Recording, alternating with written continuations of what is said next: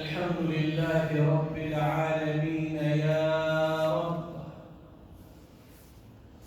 اللهم علمنا ما ينفعنا وانفعنا بما علمتنا وزدنا علما، وأرنا الحق حقا وارزقنا اتباعه، وأرنا الباطل باطلا وارزقنا اجتنابه، واجعلنا ممن يستمعون القول ويتبعون أحسنه، وادخلنا برحمتك في عبادك الصالحين.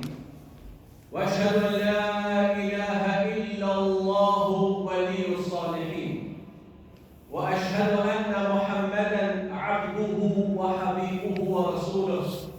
سيدي ابا القاسم يا رسول الله، صلى عليك الله يا علم الهدى، واشهد انك بلغت الرساله واديت الامانه ونصحت الأمة وكشفت الغمة وجاهدت لله حق جهاده.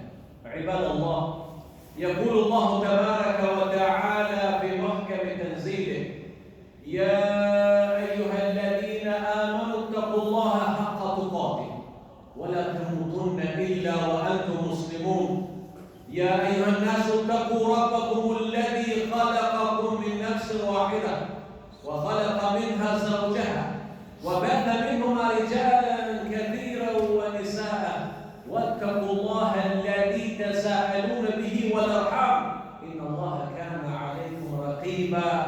يا ايها الذين امنوا اتقوا الله وقولوا قولا سديدا يصلح لكم اعمالكم ويغفر لكم ذنوبكم، ومن يطع الله ورسوله فقد فاز فوزا عظيما. أما بعد، فإن أصدق الحديث كتاب الله، وخير الهدي هدي محمد صلى الله عليه وسلم، وشر الأمور محدثاتها، وكل محدثة بدعة، وكل بدعة ضلالة، وكل ضلالة في النار. My dear brothers and sisters in Islam, I greet you all with Assalamu alaikum wa rahmatullahi ta'ala wa barakatuh. All praise is due to Allah. We bear witness and we testify that there is no deity worthy of worship except Allah subhanahu wa ta'ala. And we bear witness and we testify that Muhammad sallallahu alayhi wa sallam is his messenger and his slave. All salawat be upon our Prophet alayhi salatu salam, upon his noble family, his righteous companions, and all those who follow his path till the last day. If you remember last week, we talked about balance and moderation in Islam. How important.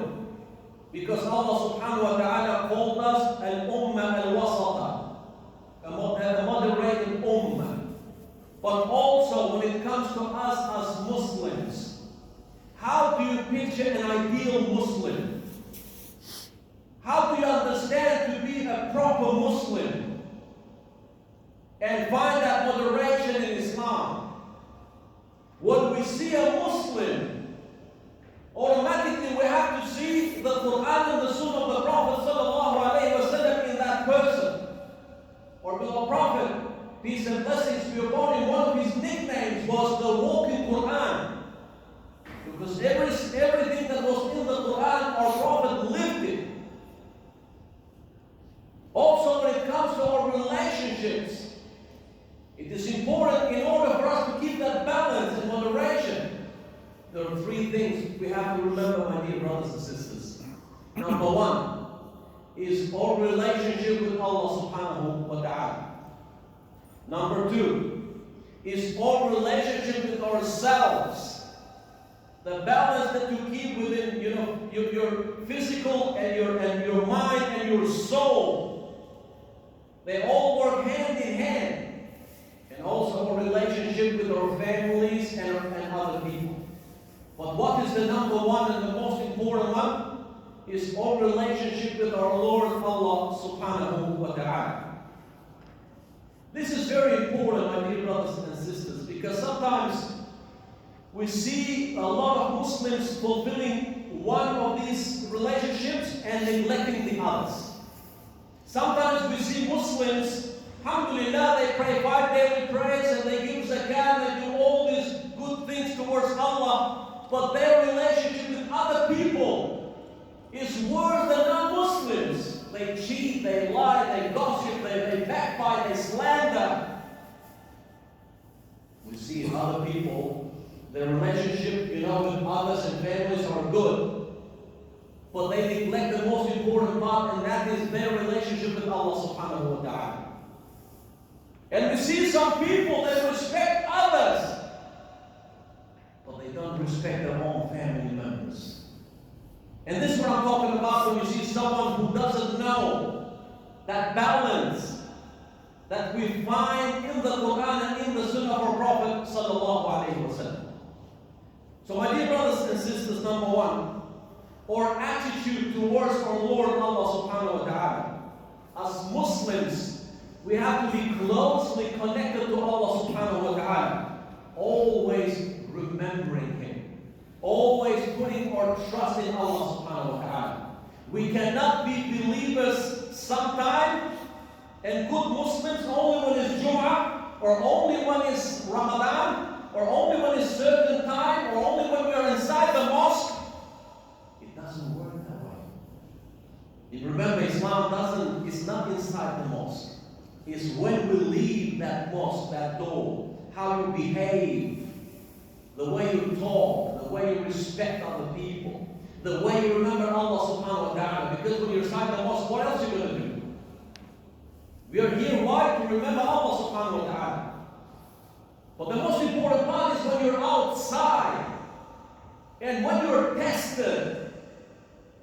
A lot of people say we believe in Allah. Do you surrender yourself to Allah? Do you put your trust in Allah subhanahu wa ta'ala? When you go through a calamity, when you go through a test, or some financial difficulties, you go seek help from everyone else and you leave Allah subhanahu wa ta'ala last. This is how we test ourselves. This is how we know how much we put our trust in Allah subhanahu wa ta'ala. This is how we know our connection with Allah subhanahu wa ta'ala. This is how we know whether Allah is on our speed dial or not. It's good to create that link. You remember I told you even before? Every time you open that phone, the first number you see is who? It's either your spouse or someone very close to you.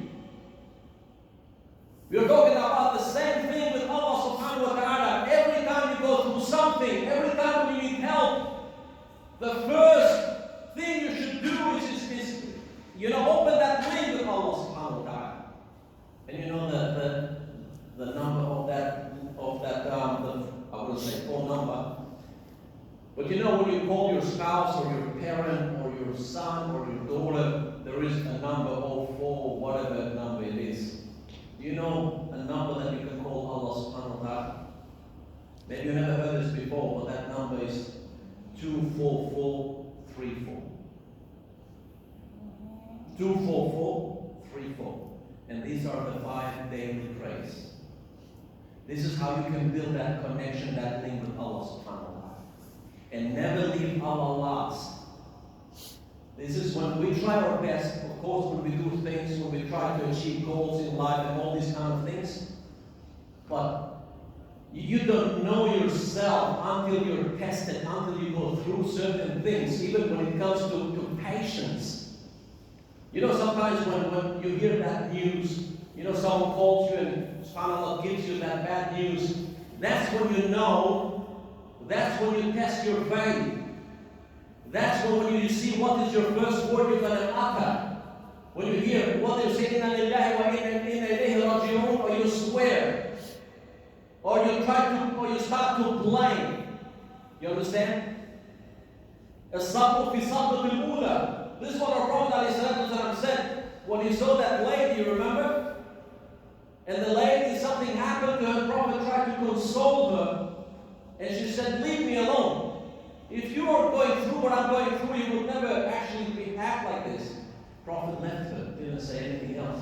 And the other guy said, "You know who this person was? This is our Prophet sallallahu alaihi wasallam." She felt very bad, and she went to the Prophet to apologize. Knocked on the door, and she said, "So I didn't know. I was so much in pain because of this what happened to me."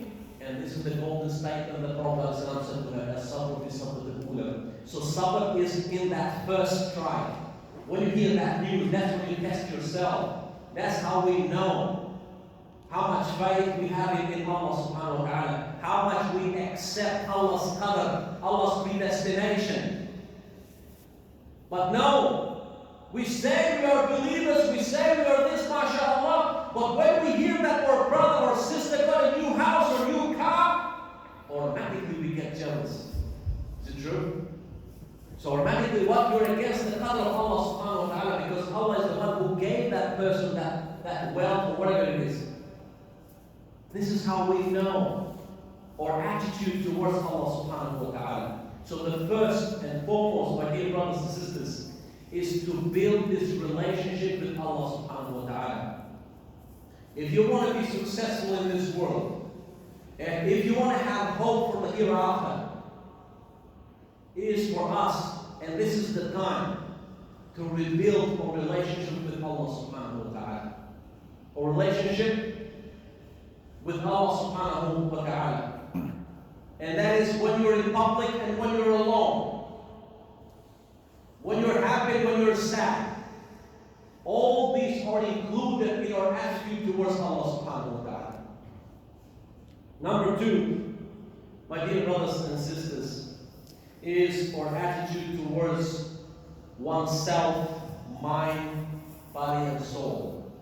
So even when it comes to our bodies, the way that we look after ourselves or our bodies, and these bodies that we have, remember, you have done nothing for you to deserve the body that you have today.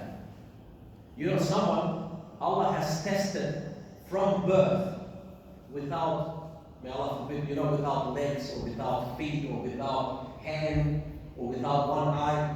We see these things every single day. But Allah did not test you with that. Allah gave you a healthy body. And Allah said, وَفِي أَنفُسِكُمْ أَفَلَا تُبْصِرُونَ. Even in yourselves, can't you see the way that I created you, the body that I gave you? What did you give for you to deserve this body? We have given nothing. So look after your body. Because it's amana, it's trust from Allah subhanahu wa ta'ala. Or the Prophet, he said, indeed, a strong believer, and he said strong believer, physically strong, is more beloved to Allah subhanahu wa ta'ala than a weak believer. Now, this is something as a side note, and I want you not to take it personal. We have a lot of our youth, mashallah, our kids, that they go to gym, and people that, they exercise. This is part of the sunnah of the Prophet sallallahu alaihi wasallam. Remember, this is very, very important. But when you go overboard, so you're training, but with training you go and take things, substances that actually, instead of benefiting you, that they harm you. What they take, those things, steroids and all that stuff. And that's from being recommended in Islam, it becomes haram. You understand? And again, all those people, because they, mashallah, their muscles and whatnot, they stay, with t-shirts day and night, winter and summer, because they want to show what they have achieved. But in reality, remember, that means nothing. Wallahi, someone who wakes up for Fajr is 1,000,000 times stronger than someone who has all those muscles.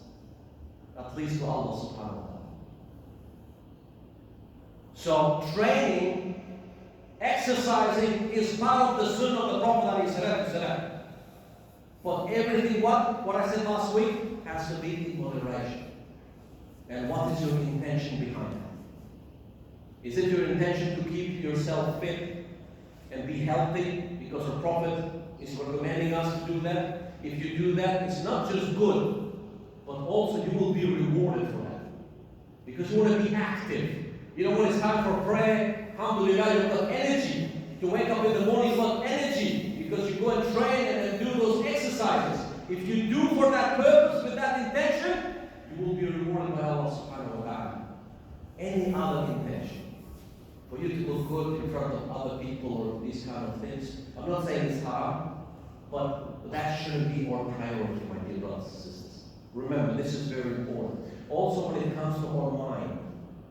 So physical, it's very important. The way that you look, personal hygiene. You know, wallahi, this is, if you read about this, the Tahur Shatr al-Iman, Prophet ﷺ said, cleanliness is half of religion, because everything is related to cleanliness. Even the way that you look, the way you present yourself, even the way that your hair is brushed, that is part of Islam. Remember a guy came to the Prophet ﷺ, and his hair was, not fixed properly. The Prophet gave him some kind of indication.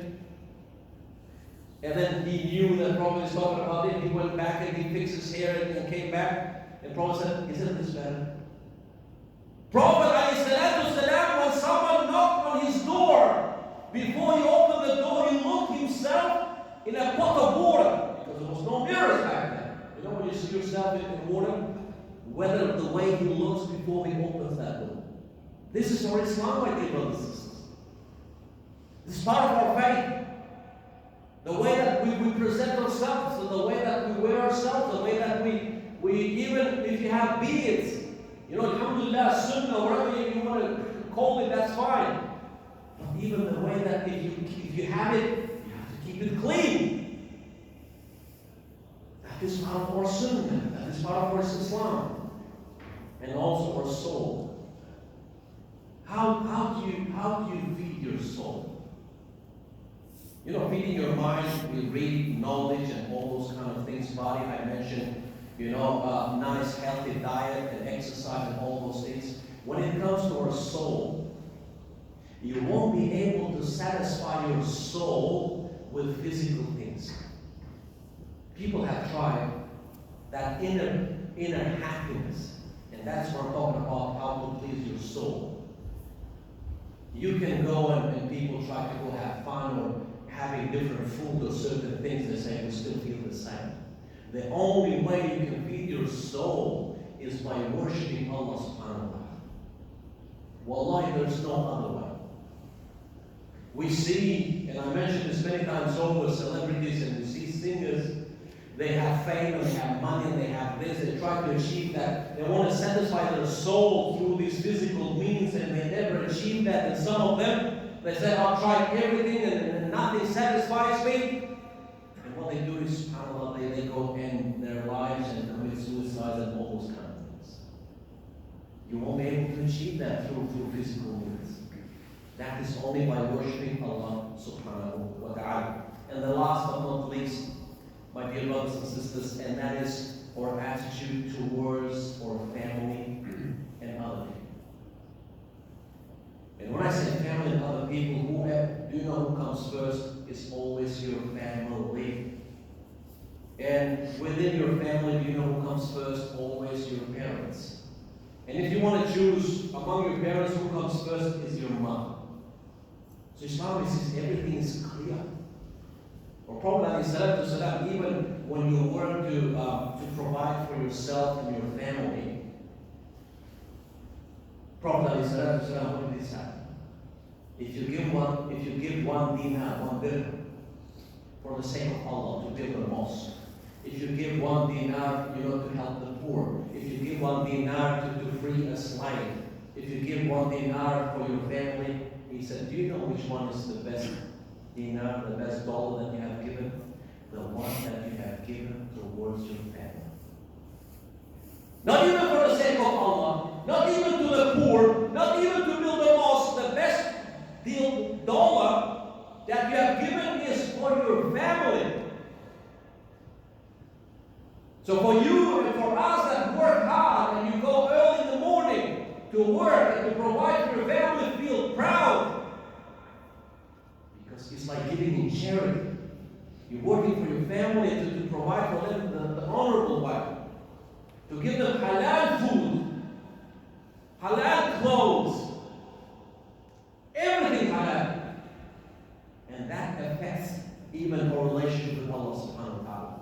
You remember when a person what did the Prophet say? How can Allah answer his dua when his clothes are haram, his food is haram, his stomach is haram, everything is haram about him, and he expects Allah to answer his dua?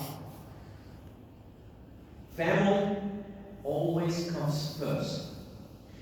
You can never tell me, or I can never tell you, how good I am with you guys.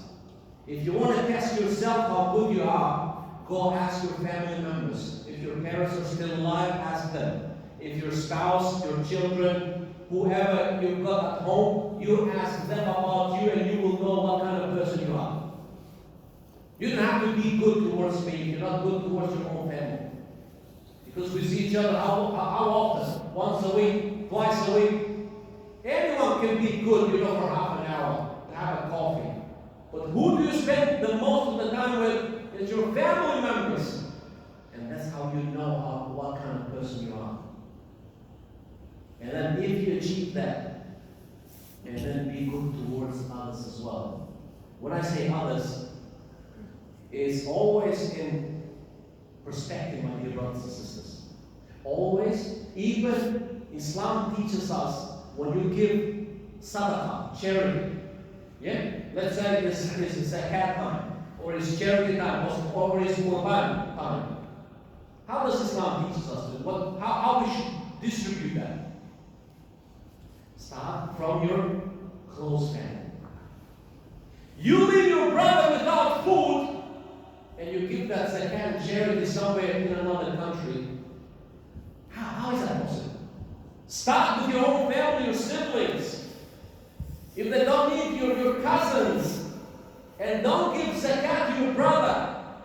You should help your brother all the time, especially us that live in this country and we have family members overseas. Don't forget about them. Only because now you're here. And I know people that are proud of their cars, and I know that the brother has no food to eat, their own brother. But what kind of Muslim is that? And they're proud, and they say to us, I gave zakat to my brother. Where were you for 1 year? So now you give your fitr zakat or whatever to your brother, now you're proud of that? You should be ashamed of yourself. Don't wait for that zakat. If your sister, if your brother, if your cousin needs help and you're able to help, you're almost obligated. You remember the verse I read always at the end of the khutbah? إِنَّ اللَّهَ يَأْمُرُ بِالْعَدْلِ وَالْإِحْسَانِ وَإِيتَاءِ ذِي الْقُرْبَى. And help your relatives. And Allah is saying help how? Financially. So ita, it's fi'l al-amr, meaning Allah is just ordering us, it's commanding us to help one another based on blood, or relationship based on blood, or brothers and cousins and sisters, whatever. So instead of giving your qurban or your zakat or sadaqah somewhere else, and you've got people in your own family that needs help, maybe your sadaqah is accepted. But if you want to get double rewards, you give that sadaqah, but you start from people who are closest to you. If they don't need, and then further away and further away. This is how Islam works, my dear brothers and sisters. This is how an ideal Muslim should be like. And ask Allah subhanahu wa ta'ala to make us of those that we rebuild our relationship number one with our Lord, Allah subhanahu wa ta'ala, ya Rabbal Alameen. I ask Allah subhanahu wa ta'ala to make us of those that we look after ourselves, we look after our mind and our soul. I ask Allah subhanahu wa ta'ala to make us of those that we respect our families and other people, ya Rabbal Alameen. I ask Allah subhanahu wa ta'ala to make us of those that He's pleased with us in this world and the next, ya Rabbal Alameen. I ask Allah subhanahu wa ta'ala to make us of those that we are able to feed ourselves and our families with halal, and to stay away from haram, ya Rabbal Alameen. I ask Allah subhanahu wa ta'ala to make us of those that we love, we respect, we advise each other only for His sake, ya Rabbal Alameen. وَقُولُ قَوْلِ هَذَا وَاسْتَغْفِرُ اللَّهَ لِي وَلَكُمْ فَاسْتَغْفِرُوهُ سَيَسْتَغْفِرُ اللَّهُ إِنَّهُ هُوَ الْغَفُورُ الرَّحِيمُ.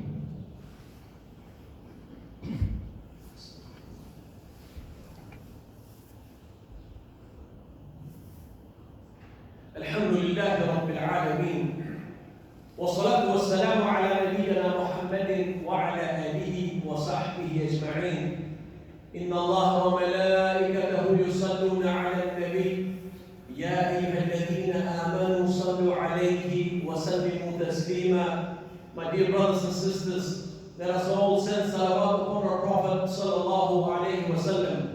اللهم صل على محمد وعلى آل محمد كما صليت على إبراهيم وعلى آل إبراهيم في العالمين إنك حميد مجيد.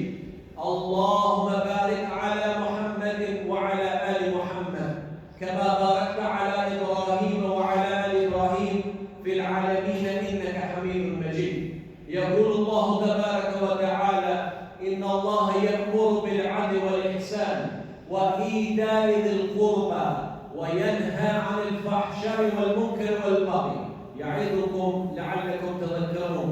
وأقم الصلاة.